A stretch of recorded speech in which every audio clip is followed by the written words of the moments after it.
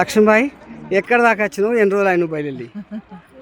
15 రోజులు అవుతుంది. 15 రోజులు అయింది. చార్ధామ్ యాత్ర గంగోత్రి నుండి గంగోత్రికి వెళ్తుంది. ప్రయాణం మంచిగా జరుగుతుందా? బాగా జరుగుతుంది. భోజనాలు అన్నీ మంచిగా ఉన్నాయి కదా? బాగుంది. ఎలాంటి అవసరం లేదు, ఏది మంచిగా రంది లేకుంటున్నావు. Okay sir. బుజ్జి ఎక్కడి నుంచి వచ్చినావు? వేములవాడ. ఏం పనికి వచ్చినావు? నన్ను చూస్తానుకా? దేవుని చూస్తానికి వచ్చినావు? ఓకే. తల్లి మంచిగా నడుపుతున్నావా? ఓకే.